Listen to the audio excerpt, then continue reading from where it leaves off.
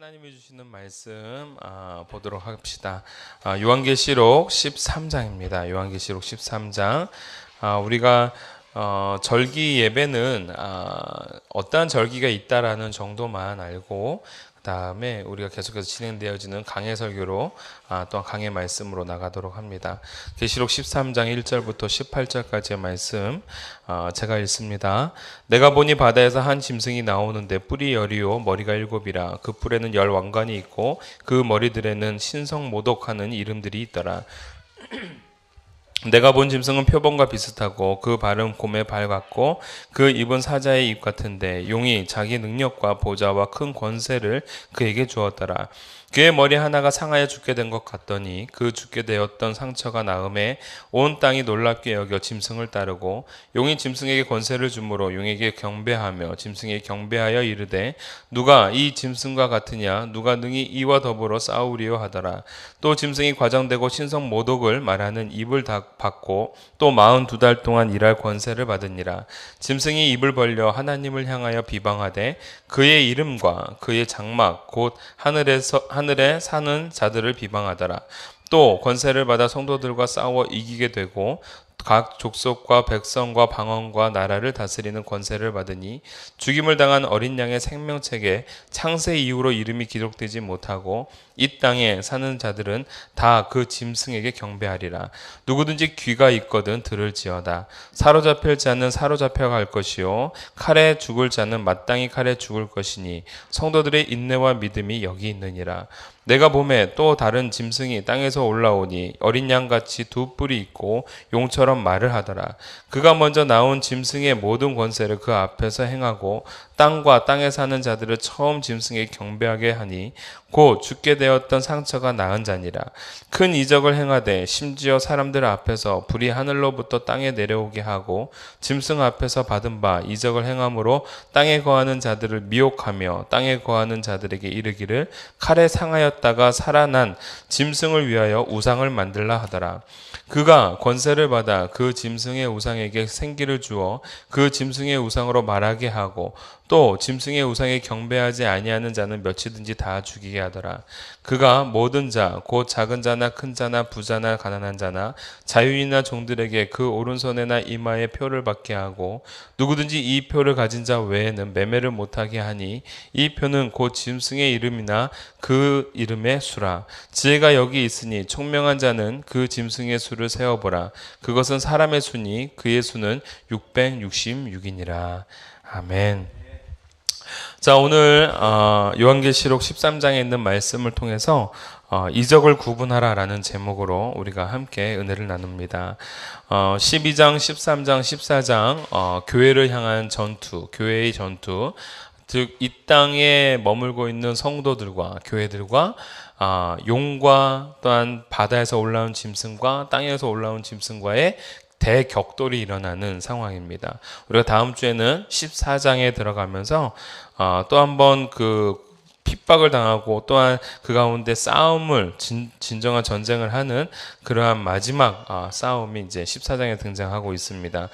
그 가운데 오늘 13장은 크게 이제 두 부분으로 나눌 수가 있습니다. 첫 번째는 1절부터 10절까지 바다에서 올라온 짐승과의 전투가 그려지고 있고 11절부터 18절까지 땅에서 올라온 짐승과의 전투가 있습니다.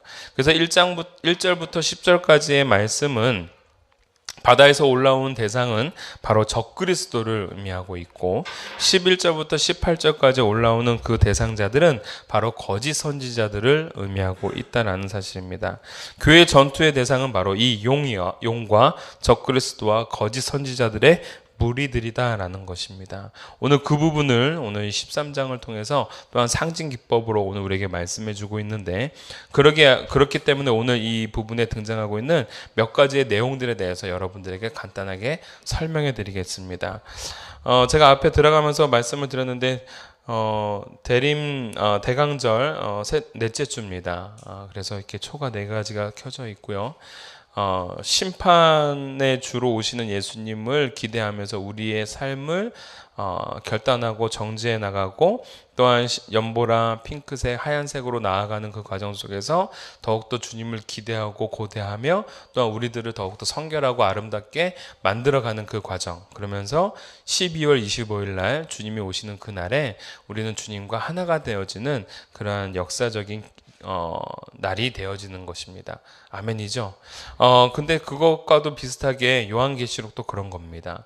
앞으로 도래하실 그 예수님을 기대하고 소망하면서 더욱더 우리들의 삶을 정단해 나가고 성결하게 나가며 주님을 집중하며 나아가는 그 가운데 주님의 재림의 날, 이 땅에 오시는 재림의 날 주님과 함께하는 그러한 역사적인 날이 되는 것입니다. 성경에서 나오는 많은 기일들이나 이런 기념일들이 그냥 있는 것이 아니라 그 안에는 분명한 의미들이 있습니다. 오늘 대강절 이 넷째 주이기 때문에 제가 이렇게 보라색, 까만색 가운에 보라색 이 스토를 달았습니다. 저번에도 말씀드렸다시피 보라색은 무엇을 상징한다고요? 심판으로 오시는 주님을 상징한다. 그래서 우리가 이 가운데 우리의 죄들을 다 내려놓고 성결한 가운데로 나아가는 것이고, 그 다음에 성탄절 주일날은 성탄절날은 제가 어떠한 수투를 쓰게 될까요? 녹슨 아닙니다. 하얀색이 됩니다. 하얀색을 수투를 쓰고, 네, 여러분들 초록색은 이 추수감사절날 쓰는 거고요. 그래서 이렇게 수틀의 의미들을 여러분들에게 그냥 가르쳐 드리는 겁니다. 아시겠죠? 자, 오늘 1절을 좀 봅시다. 1절을 보면 바다에서부터 한 짐승이 나옵니다. 그리고 여러분들 11절을 보면은 땅에서부터 한 짐승이 나오죠.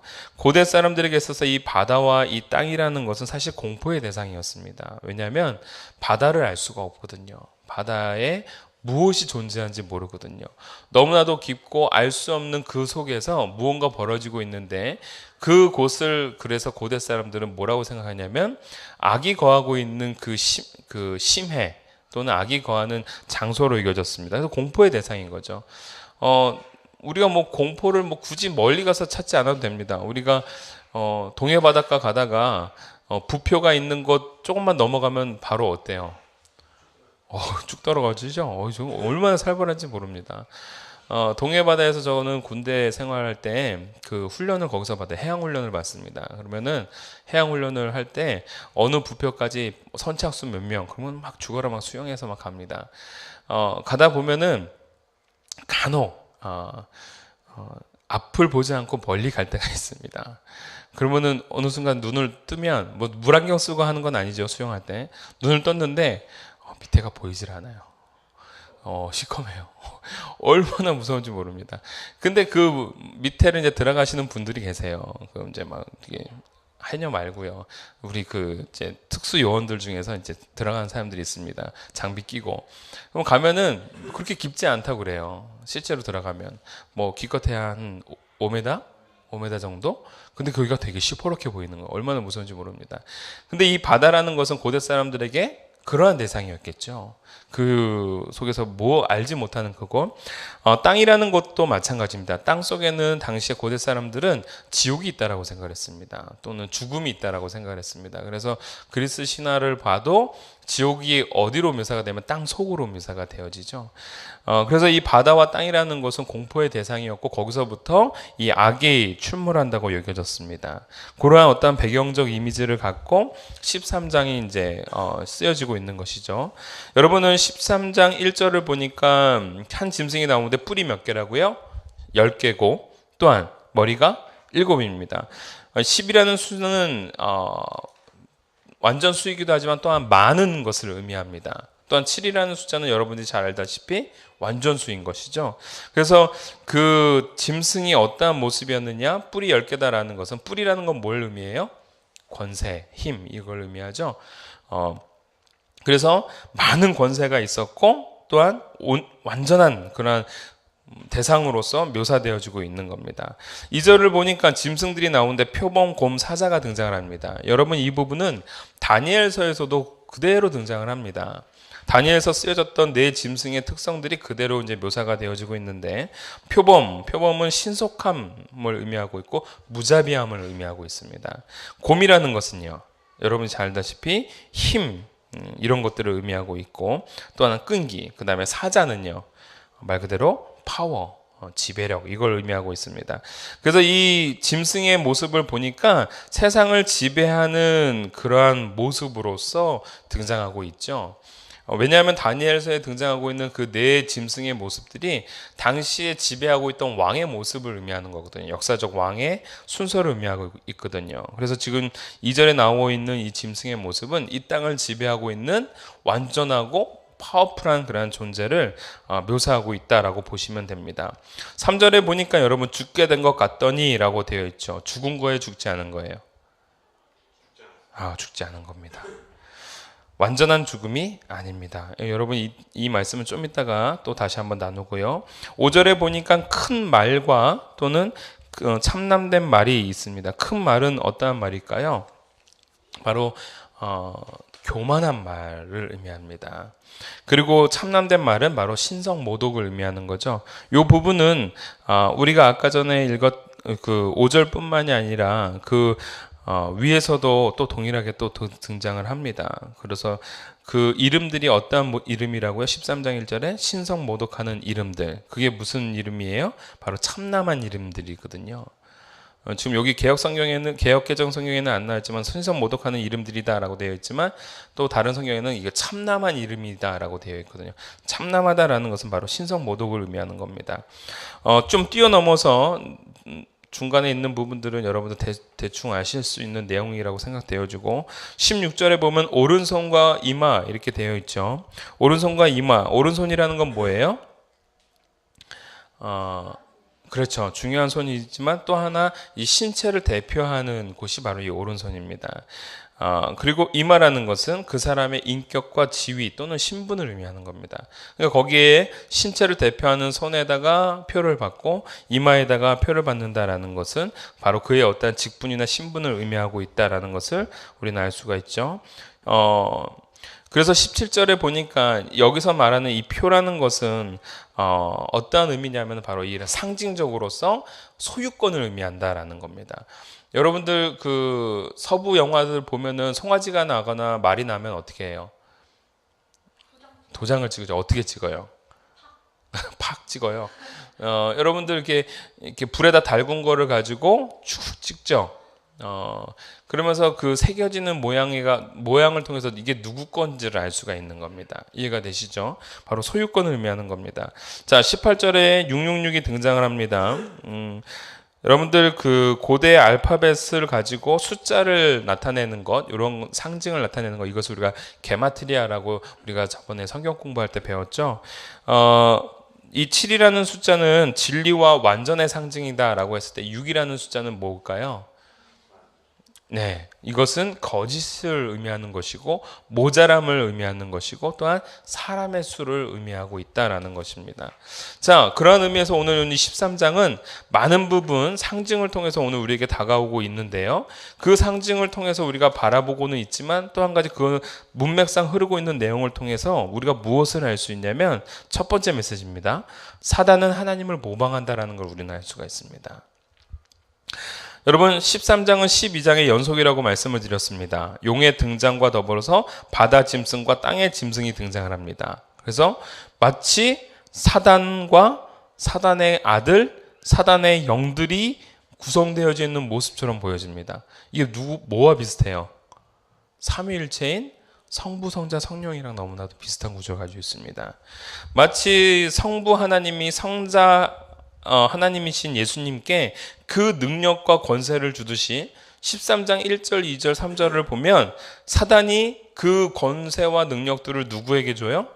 그 짐승에게 줘요. 어디에서 오는 짐승? 바다에서 오는 짐승에게 준다라는 겁니다. 2절 보십시오. 자기의 능력과 보좌와 큰 권세를 그에게 주었더라. 마치 하나님이 예수님에게 주시는 그 권세의 모습을 그대로 뭐하고 있어요?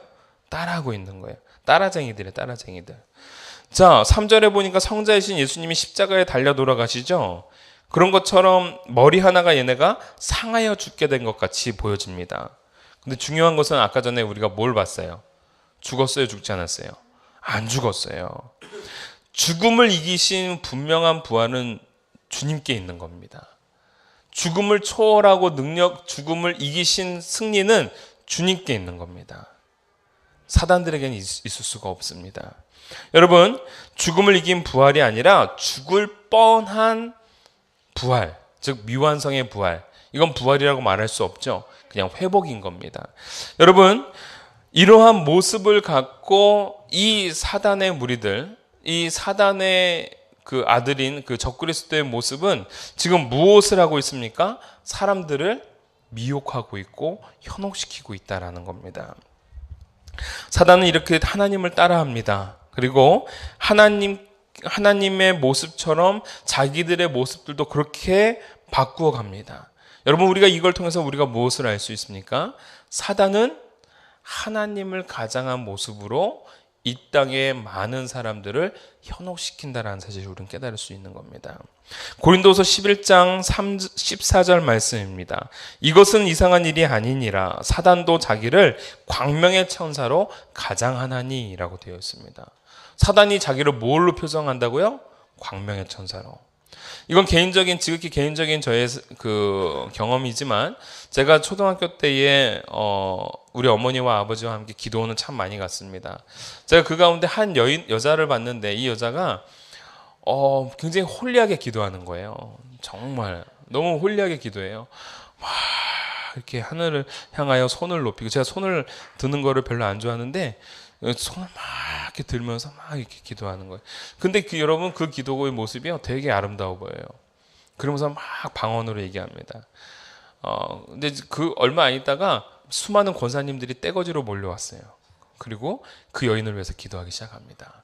근데 이 여인이 뭐라고 얘기하냐면, 나는 지금 하늘에서 천사와 대화를 하고 있고 나는 지금 천사가 내 몸 안에 임했다, 이렇게 얘기를 해요. 되게 막 아름답게, 되게 멋지게 얘기해요. 근데 막 권사님들이 계속 기도하는 거죠. 사탄아 물러가라 막 그런 거. 근데 너무 놀라운 건 뭐냐면요, 그렇게 아름답게 멋지게 기도하셨던 분이 갑자기 저쪽에서 백발노인의 목사님이 들어오는 순간 돌변해 버립니다. 머리 하얀 목사님이 더벅, 그냥 그분이 뭐 예수님의 이름으로 뭐 이렇게 하면서 오시는 게 아니라 그냥 성경책 들고 정말 지친 모습으로, 정말 피곤해 쩔은 모습으로 이렇게 오시는데요. 그 모습을 보고 얘가 막 기절을 하기 시작하는 거예요. 막 덜덜덜 떨면서. 그 다음부터 뭐 하기 시작하면 욕을 하기 시작하는데, 우와, 온갖 욕을 다 하는 거예요. 여러분, 제가 보면서 이 사단의 사람들을 현혹할 때의 천사의 모습으로 정말 오는구나. 마치 자기가 거룩하고 멋진 존재인 것처럼 묘사하고 있지만 결코 그 본질은 깨끗하지 않고 광명하지 않다라는 겁니다. 여러분, 이 세상에 많은 사단의 모습들, 이 미혹의 영들은요, 바로 오늘 우리로 하여금 그렇게 만들어 갑니다. 하나님을 따라하고 하나님의 이름을 빙자하고 예수님의 이름을 빙자해서 자기들의 권익과 이익을 추구하여 나가고, 그것뿐만이 아니라 중요한 건 하나님의 것과 자신의 것을 구분하지 못한다라는 거예요. 여러분, 영광은 누구에게 돌려야 되는 거예요? 하나님께 돌려야 되는 거예요. 그런데 그 영광을 누가 차지해버려요? 본인이. 하나님께 돌아가야 될 영광을 가로막아 버립니다. 여러분, 이 사단이나 그리고 이 중간에서 이러한 미혹의 과정들을 경험하게끔 만드는 그 대상들은 늘 보면 모든 영광은 자기에게 돌립니다. 여러분, 이단 사이비의 교주들은 하나님께 영광을 돌리지 않습니다. 다 자기에게로 영광이 돌려집니다. 그리고 모든 사람이 하나님을 따르는 것이 아니라 자기를 따르도록 만들어 버립니다. 여러분, 하나님께 돌아가야 될 영광, 하나님을 바라봐야 될 것, 그것을 바라보지 못하게 만들어 간다면 그것이 바로 교주고, 그것이 이단이고, 그것이 사단이 되는 겁니다. 마술사들이요, 요즘에 프로그램들 그런 것들이 되게 많이 나오는데, 마술 프로그램들이 되게 나오는데, 또 한편으로 미국에서는 뭐가 성행했냐면 마술을 파헤치는 그러한 프로그램이 한동안 또 인기였었습니다. 그래서 제가 그 영상으로 봤는데 와, 정말 신기하더라고요. 공중부양을 어떻게 공중부양시키느냐. 근데 그거를 밝혀냈는데 와, 깜짝 놀랐습니다.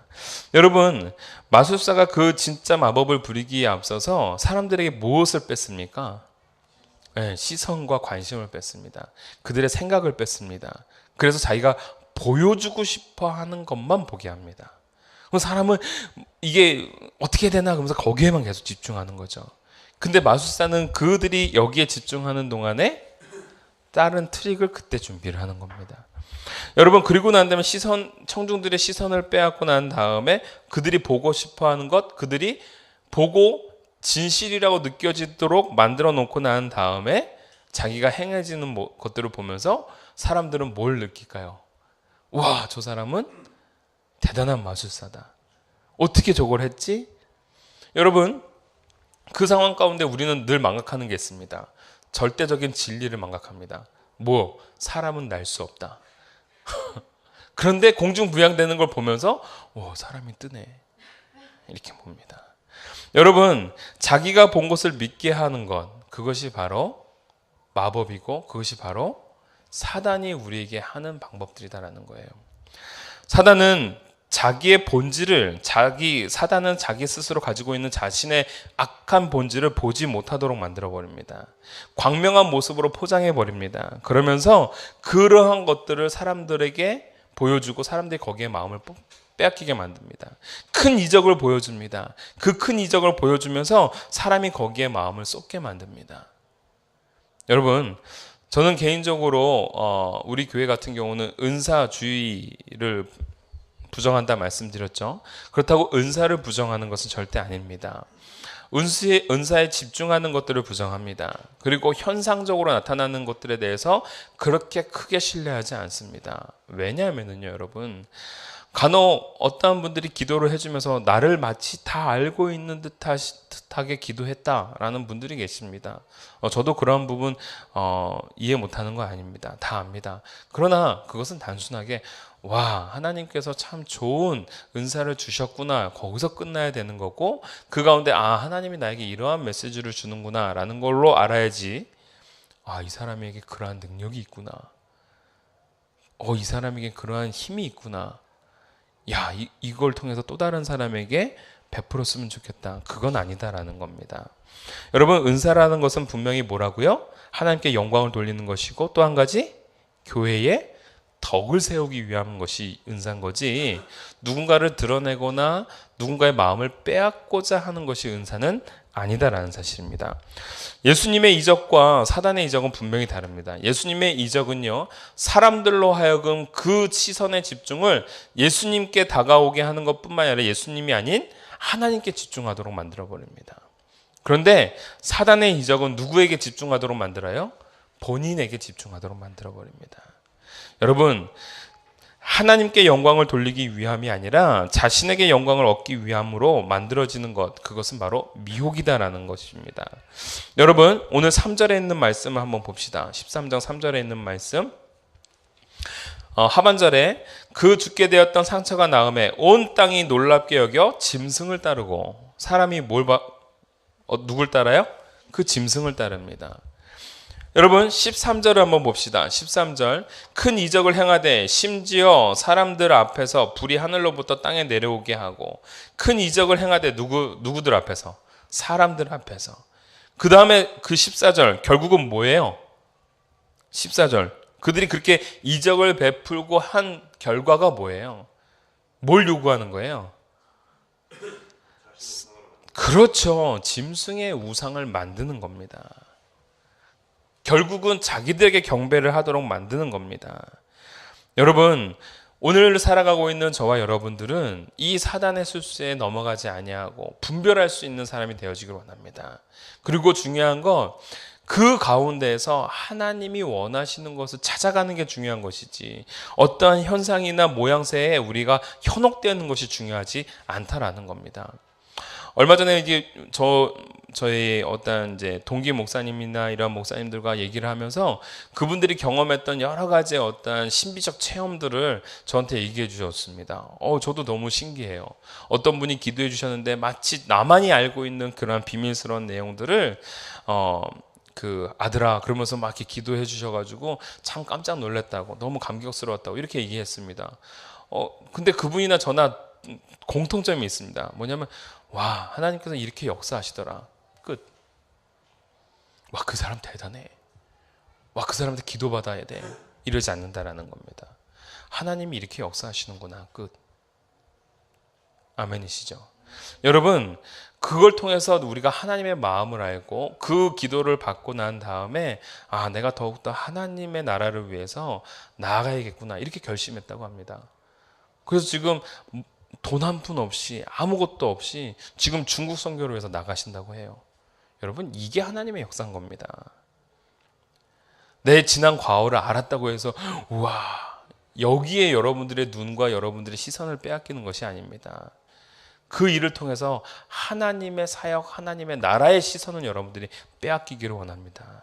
그게 바로 우리가 살아가야 되는 길이요 방법이 될 줄 믿습니다. 두 번째, 오늘 이 말씀을 13장을 통해서 우리가 무엇을 깨달을 수 있냐면 모양이 아닌 말을 보라라는 겁니다. 모양이 아닌 무엇을 보라? 말을 보라. 11절에 있는 말씀 우리 함께 한번 읽어봅시다. 11절입니다. 시작. 내가 보매 또 다른 짐승이 땅에서 올라오니 어린양같이 뿔이고 용처럼 말을 하더라. 자, 땅에서 올라온 그 짐승의 모양이 뭐 같다고요? 뿔이 달린? 여러분 아니요. 어린 양. 어린 양이에요. 여러분 어린 양은 대표적으로 성경에서 누구를 지칭합니까? 예수 그리스도입니다. 지금 바다에서 올라온 땅에서 올라온 그 대상이 지금 누구의 모양을 띠고 있어요? 예수님 어린 양처럼 모습을 띠고 있어요. 근데 뒤에 뿔이 달렸대요. 그리고 그의 말은 뭐예요? 양이면 양의 말을 해야겠죠. 무슨 말을 해요? 용의 말을. 자, 다시 말하자면 모양은 어린 양이지만 그의 말을 통해서 그 본질은 뭐다? 용이다라는 겁니다. 사단이다라는 겁니다. 여러분 오늘 이 요한계시록 13장은요. 이 땅을 살아가고 있는 성도들에게 이 땅을 지배하는 것은 로마 황제고 우리를 핍박하는 대상들은 로마 황제처럼 보일지 모르나 결국 그 중심에는 영적 그 흐름인 용이 존재하고 있다. 사단이 존재하고 있다는 걸 얘기해 주고 있는 겁니다. 바로 이건 우리의 영적 싸움이요 전쟁이다라는 것을 이 말씀을 통해서 오늘 우리에게 보여주고 있는 겁니다. 여러분 결국 말이 그 존재, 그 본질을 드러낸다라는 겁니다. 그러면 우리는 이제 떠오르게 되어집니다. 여러분 여기서 잘 들어주시기 바랍니다. 약간 생각을 해야 돼요. 자, 우리들의 열매가 결국 우리들의 본질을 말해주는 건 결국 뭐다? 말이다라는 거예요. 이게 우리가 납득이 안 돼요. 우리들에게 있어서의 그 열매는 뭐라고 생각하냐면 많은 사람들이 다 행동 또는 행위라고 생각을 합니다. 근데 여러분 놀랍게도 성경에서는 그가 어떻게 행동했느냐 그걸 통해서 그들의 열매를 측정하는 것이 아니고요. 성경은 늘 말로써 그 열매를 측정한다는 겁니다. 그 말씀 한번 봅시다. 마태복음 12장 33절 12장 33절 한번 찾아봅시다. 마태복음 12장 33절, 34절 제가 한번 읽어봐 드리도록 할게요. 나무도 좋고 열매도 좋다 하든지 나무도 좋지 않고 열매도 좋지 않다 하든지 하라. 그 열매로 나무를 아느니라. 독사의 자식들아 너희는 악하니 어떻게 선한 말을 할 수 있느냐. 이는 마음에 가득한 것을 입으로 말함이라. 선한 사람은 그 쌓은 선에서 선한 것을 내고 악한 사람은 그 쌓은 악에서 악한 것을 내느니라. 여러분 마태복음 12장에 뭐라고 말하고 있어요? 악한 자는 선한 말을 할 수 없다 말하고 있는 거예요. 다시 말하자면 그 사람을 알기 위해선 그 사람의 입에서 나오는 것이 무엇인지를 통해서 그 사람의 본질을 알 수 있다는 겁니다. 여러분 이건 참 이해가 안 됩니다. 왜냐하면요 여러분 사기꾼들은 말을 잘해요 못해요? 말을 잘해요. 사기꾼들이 말을 되게 잘해요. 근데 사기꾼들을 말을 통해서 그 사기꾼을 알 수가 없어요. 이게 문제인 거예요. 자, 근데 여러분 하나님이 분명히 말씀해 주시는 거는 좋은 나무는 좋은 열매를 맺는다 했을 때 그 좋은 열매는 뭐다? 말이다라는 거예요. 말을 통해서 그 사람을 알 수 있다라는 겁니다. 왜 이런 말씀이 나올 수밖에 없는가? 무슨 얘기냐면 우리는 말의 허상을 따르는 것, 말에서 들려지는 내용을 보는 것이 아니라 말의 본질을 보자라는 겁니다. 자, 예를 한번 들어보겠습니다. 자, 내 안에 미움이 있는 사람들은 뭐라고 얘기를 할까요? 물론 짜증내겠죠. 자, 미움이 있는 사람인데, 제가 목사예요. 저 목사 맞습니다. 제가 목사예요. 근데 목사인데 내 안에 미움이 막 있어요. 근데 여러분들에게 뭔가 메시지를 전해야 돼. 그럼 나는 뭐라고 얘기를 할까요? 미워하지 말자. 이렇게 얘기한다라는 거예요. 그러면 이미 그 사람의 마음속에 뭐가 있다라는 거예요? 미움이 있다라는 거예요. 자, 만약에 내 마음에 미움이 하나도 없어요. 미움이라는 걸 전혀 알 수가 없어. 미움이라는 것을 이해하지 못해. 그러면 내 입에서 나오는 말은 뭐가 나올까요? 사랑하자가 나오겠죠. 자, 하나님의 말씀 속에서 많은 말씀 속에 특히 이제 십계명을 배울 때 뭐 하지 말라, 뭐 하지 말라, 뭐 하지 말라, 뭐 하지 말라, 뭐 하지 말라 계속 그럽니다. 그러면 우리가 오해하는 거죠. 야, 하나님의 마음속에 살인이 있고 미움이 있고 이런 게 있어서 뭐 하지 말라, 뭐 하지 말라, 뭐 하지 말라 이렇게 얘기하신 건가? 아니다라는 겁니다. 예수님이 이 부분을 갖고 신약에서 명확하게 말씀해 주죠. 율법은 이것이니, 율법의 강령은 이것이니, 첫째, 너희는 하나님을 사랑하는 것이요. 둘째, 내 이웃을 내 몸과 같이 사랑하는 것이라. 이것이 바로 가장 핵심이 되는 율법의 강령이니라. 이게 바로 예수님의 메시지예요. 그런데 그 예수님의 그 좋은 메시지, 하나님의 그 메시지를 사람에게 전달해 줄 때 사람에게는 이미 죄로 인한 타락이 있는 거예요. 어둠이 있는 거예요. 그것을 최소한 범위로 하지 못하도록 하기 위해서 뭐 하는 거예요? 뭐뭐 하지 말라, 뭐뭐 하지 말라. 이건 하지 말라, 이건 하지 말라. 그걸 통해서 최소한의 인간다움을 세워나가기 위한 그런 하나님의 의도였다라는 겁니다. 사랑하는 성도 여러분, 오늘 저와 여러분들이 바로 어떠한 말을 하느냐, 이것이 굉장히 중요하다라는 겁니다. 어떠한 에너지를 내느냐, 이것이 굉장히 중요하다라는 겁니다. 저는 간혹 이렇게 힘이 들고 힘이 빠지면 우리 그 김창옥 교수님의 강의를 한번 듣습니다. 너무너무 재밌어요. 근데 그 재밌는 강의들을 이렇게 뚝 들으면서 어제 또 이렇게 딱 마음에 와닿는 것이 있었어요. 뭐였냐면, 여러분이 재밌는 사람이 되기 위해서는 어떻게 하면 좋습니까? 이렇게 물어봅니다. 내가 재밌는 사람이 되기 위해서는 어떻게 해야 돼요? 인터넷에서 유머를 찾아요?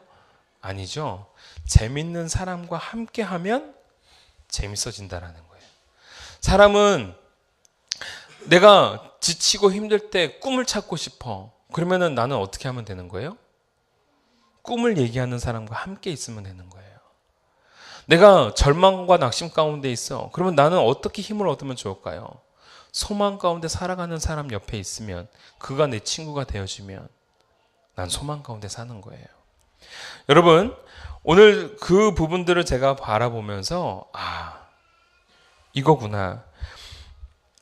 오늘 우리들의 삶 속에 예수님을 닮아가야 된다라는 것, 예수님과 함께 한다라는 것, 내 인생이 바뀌어지는 것이고 내 본질 자체가 달라질 수 있는 거구나. 내 입에서 나오는 말들이 내 본질을 의미한다고 했을 때 나는 새로운 존재가 될 수 있구나. 여러분, 오늘 저와 여러분들이 어떠한 인생이 되기를 원하는가? 바로 누군가에 있어서 재미있는 사람, 누군가에 있어서 소망이 있는 사람, 누군가에 있어서 기쁨이 되는 사람이 되어지기를 원합니다. 저 역시도 제 마음은 막 허물어집니다. 무너집니다. 고통 가운데 있습니다. 그리고 어제 밤 늦도록 기도하고 말씀 준비해 나가면서 하나님 어떻게 하면 좋을까요? 내 마음은 그렇지 않은데 나는 강단에 올라가서 뭐라고 선포해야 되는가요? 소망을 선포해야 되는 겁니다. 기쁨을 선포해야 되는 겁니다. 여러분, 그 소망과 그 기쁨이 선포되어지는 순간 여러분도 소망의 사람, 기쁨의 사람이 될 수 있는 거기 때문에 그렇습니다.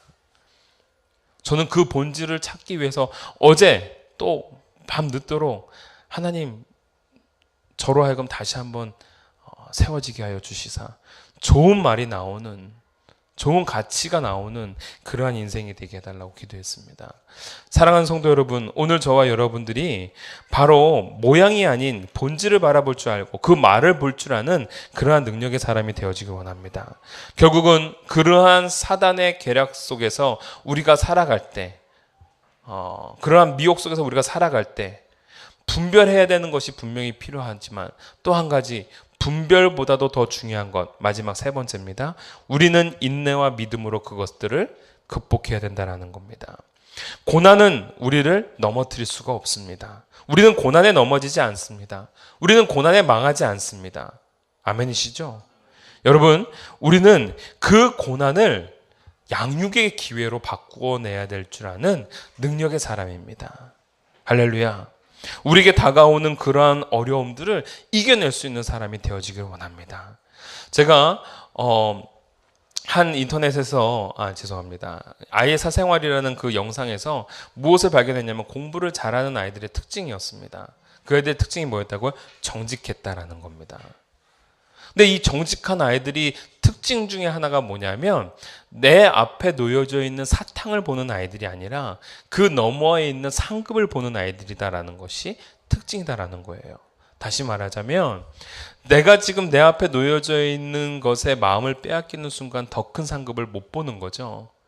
그 상급을 기대하고 소망하는 아이들은 지금 내 눈앞에 놓여 있는 사탕 때문에 마음이 흔들리지 않습니다. 근데 아이들은 어때요? 당장 내 눈앞에 놓여져 있는 사탕의 마음을 빼앗기죠.